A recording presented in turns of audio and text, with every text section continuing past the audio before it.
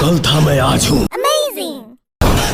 गौर से देख, मैं तेरा यमराज हूँ। मन तो करल साला पवन सिंह का डायलॉग सुन के टी-शर्ट फाड़ दी, लेकिन का करी टी-शर्ट में लूज बा। त खाली डायलॉग मारला से ना होइए भैया, और बार बार एक सीन ढिसुम ढासुम स्टार्टिंग जितना भी टेलर देखा है ढिसुम ढासुम ये मतलब का है यार। हर टेलर के शुरुआत देखा और बार बार यह चीज कहाँ डायरेक्टर सब एक में बात करके बनावे का फिल्म।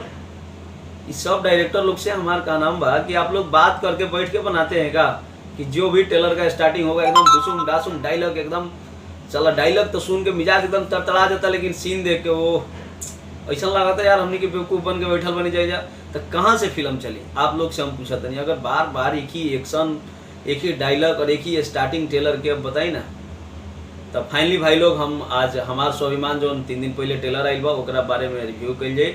थोड़ा सा लेट बा, लेकिन लेट ऐसे कि बढ़िया से सोच समझ के हम रिव्यू कर चाहते नहीं। कोनो भी टेलर के या गाना के कोनो तरह के कोई भी बढ़ा चढ़ा के या कोई बढ़िया चीज़ के गलती निकाल के हम नहीं बता सकत। तो ये फिल्म में काम के लिए बाद चलिए उनका बारे में थोड़ा बात कर ले जाए। और स्टार पवन सिंह, एगो बिया हथनी अंजना सिंह, एगो बिया डिम्पल सिंह करे ले रंगदारी, आ डायरेक्टर बने चंद्रभूषण मंदारी, आ प्रोड्यूसर बने राम विश्वास शर्मा भिखारी, आ एगो लास्ट में बता देते ओकरो नाम जे स्टोरी लिखले मनोज कुमार कुशवाहा। कहानी बहुत बेकार बा और पवन भैया का कोनो दोष नहीं है, ना ही कोनो एक्टर का कोनो दोष बा। एक्टिंग तो फिर भी ठीक है बा, जौन इन लोग के स्केल बा वो हिसाब से एक्टिंग ठीक बा। लेकिन कहानी यार हर बार वही चीज़, बार बार वही चीज़ यार, क्या दिखाने का मतलब है। मत बनाओ फिल्म इससे बढ़िया। और आगे आरो वालों के थोड़ा सा एगो क्लिप दिखाओ तो नहीं और देखी जाए कि क्या कहानी बा।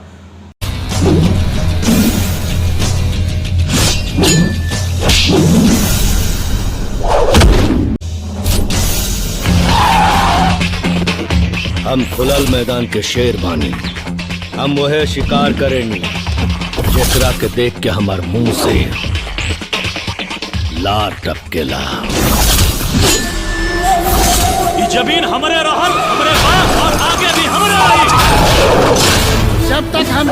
फाइनली रुआ लोग देखने जाए क्लिप। हम केहू के बुराई नहीं करत, ना ही हमरा बुराई करे के कोनो इच्छा बा, लेकिन फिल्म के जरूर बुराई करते नहीं कि ये तरह के फिल्म बार बार देखाओ। आज 2022 के लास्ट में बानी जा हमनी के, और आगे कितना आगे हर फिल्म इंडस्ट्री से कितना आगे निकल गई बा। और हमनी के फिल्म बार बार वैसे ही मतलब हीरो रही, हीरो के साथ ओकरा अत्याचार हुई, ये कुल कहानी दिखा के कोनो मतलब नहीं है।